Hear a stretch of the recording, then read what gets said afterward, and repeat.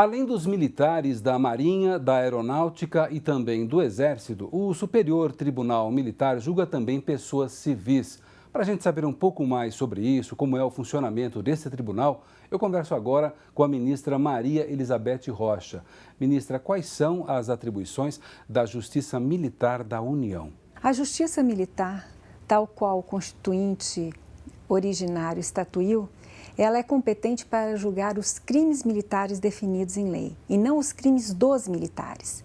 Então, nós julgamos todas aquelas condutas, né, que estão tipificadas no Código Penal Militar. A senhora poderia citar algum dos casos mais comuns que chegam à Justiça Militar? É muito comum a droga, o uso da droga, né, o uso de entorpecente aqui é basicamente corriqueiro, sobretudo em se tratando de soldados conscritos, e nós não aplicamos o princípio da insignificância, que aliás foi referendado pelo Supremo Tribunal Federal, porque a droga no quartel deve ter um tratamento completamente diferente daquele usuário da droga na vida civil, porque é inconcebível que, por exemplo, e eu já julguei uma situação assim, um sentinela, né, encoste um fuzil na parede para poder fumar um cigarro de maconha. É uma circunstância totalmente diferente daquela da vida civil, porque a vida na caserna ela tem uma especificidade, uma peculiaridade toda diferenciada, né, do mundo civil, pode-se dizer assim. E então, a droga é muito comum, o estelionato previdenciário que os civis cometem também é muito comum, a clientela é muito grande, os maus tratos, muitas vezes os trotes nas academias, né, a desobediência, o abuso de autoridade, tudo isso muitas vezes são julgados aqui. Qual a estrutura da Justiça Militar hoje?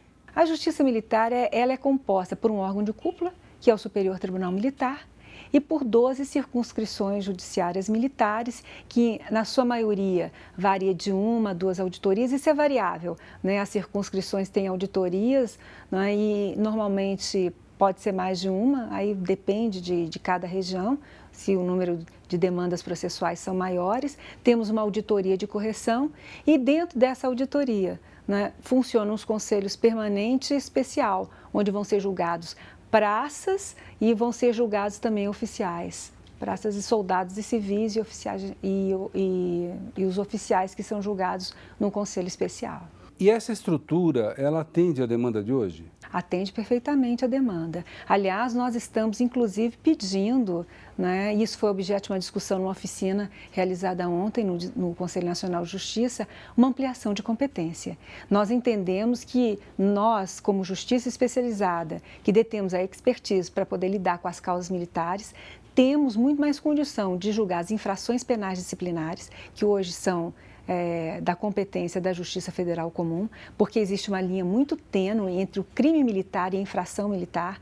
Na verdade, os regulamentos disciplinares praticamente reproduzem aquilo que está no Código Penal Militar, então fica muito a critério do comandante o tipo de punição e do próprio Ministério Público no oferecimento da denúncia, já que aqui a ação é penal pública incondicionada. Não é? Depende puramente da vontade do Ministério Público de oferecer ou não a denúncia, independentemente de representação da vítima ou do ofendido. Não é? E nós também gostaríamos de poder julgar toda aquela matéria civil, administrativa, que versasse sobre as especificidades na caserna, as especificidades da vida militar, como transferência, promoção, menos questões voltadas ao orçamento, a salário, a remuneração, porque aí isso obedece uma política nacional e eu entendo então que a Justiça Federal é que é a competente para preservar esse tipo de apreciação de feitos. Como é a composição do Superior Tribunal Militar? Nós somos 15, né? 4 militares do Exército, 3 da Marinha, 3 da Aeronáutica, todos generais de quatro estrelas do último posto do último posto e patente, e também 5 civis. Os civis são 3 oriundos da classe dos advogados, que é o meu caso, eu sou oriunda da advocacia pública, né? Um oriundo do Ministério Público Militar e o outro da magistratura militar. A Justiça Militar também julga civis? Nós julgamos aqui civis que metralham ônibus, né, onde os soldados estão com fuzis e armamentos para poder assaltá-los, que invadem os quartéis e roubam fuzis, munições e todo tipo de arma que só o Exército tem acesso e não a sociedade civil. As Farc, por exemplo, que já invadiram a nossa fronteira, né, e já mataram vários soldados que estavam defendendo o território nacional, o chamado tiro de destruição ou a lei do abate, quando há uma invasão do nosso espaço aéreo. Isso nunca chegou a acontecer, mas a competência é deste tribunal para processar e julgar. Então, nós julgamos narcotraficantes. Não é? Existe inclusive o Robinho Pingo, matemático, e o Pitbull, nós julgamos aqui, que eram os grandes chefes do narcotráfico do Rio. 2 deles, inclusive, já foram mortos. Mas, enfim, nós julgamos aqui, né, civis que comprometem seriamente a sociedade como um todo, e não apenas a hierarquia e a disciplina castrense. O Código Penal Militar é de 1969. Hoje ele está adequado aí aos nossos dias? Toda a Justiça Militar da União entendemos que é necessária uma atualização. Tanto que o presidente do tribunal anterior, ele criou uma comissão de reforma do Código, a qual eu presidi, e que contou com diversos segmentos sociais, a DPU, o Ministério Público, juristas, professores, foram feitas consultas, né, foi aberto o site desse tribunal para que a sociedade pudesse enviar projetos e propostas a respeito, no sentido de atualizar realmente a redação do Código. É um código que foi importante, é um código que foi vanguardista ao seu tempo, mas não é mais.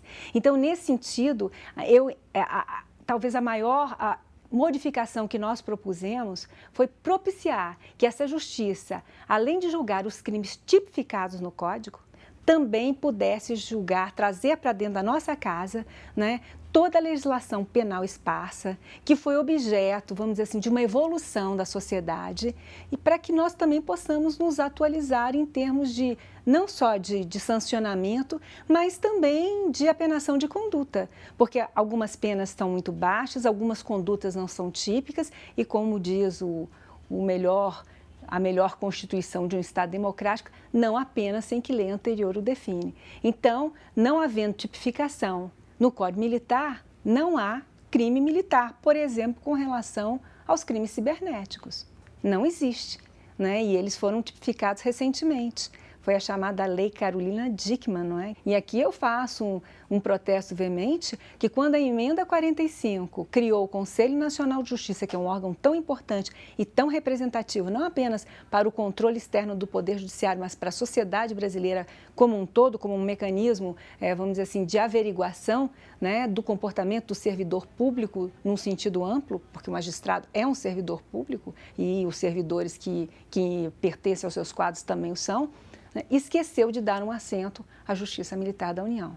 Então, nós vivemos a seguinte situação: nós nos subordinamos ao Conselho Nacional de Justiça, mas nós não temos voz dentro do Conselho Nacional de Justiça. Então, tudo que é decidido lá acerca da Justiça Militar da União é decidido à nossa revelia e sem a nossa participação, o que me parece, numa república, extremamente antidemocrático.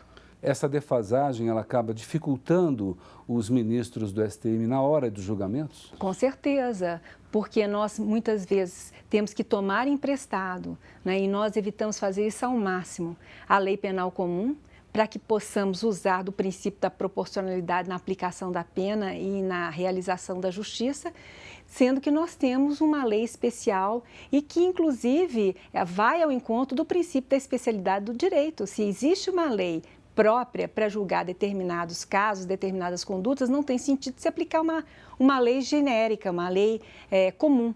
Mas, muitas vezes, nós somos obrigados a fazer um exercício hermenêutico extremamente difícil, né, para podermos realizar a justiça no caso concreto. E lembre-se que aqui é um tribunal penal, exclusivamente criminal. Portanto, nós lidamos com um valor essencial da vida do ser humano, que é a liberdade. E nós temos que julgar com cuidado, com critério, para não cometermos nenhuma injustiça. E, nesse sentido, até o baixo número de processos que essa justiça tem, comparativamente às demais, que estão assoberbadas, que julgam em listas e que mal têm tempo para decidir um habeas corpus, nós aqui temos o privilégio de lermos folha por folha de cada processo, discutirmos exaustivamente os processos, mesmo aqueles que estão prescritos, porque pode firmar uma jurisprudência sobre determinado tema, e a DPU, os advogados constituídos, eles têm voz ampla aqui que fazem sustentações orais praticamente em todas as sessões, podendo defender os interesses dos seus clientes.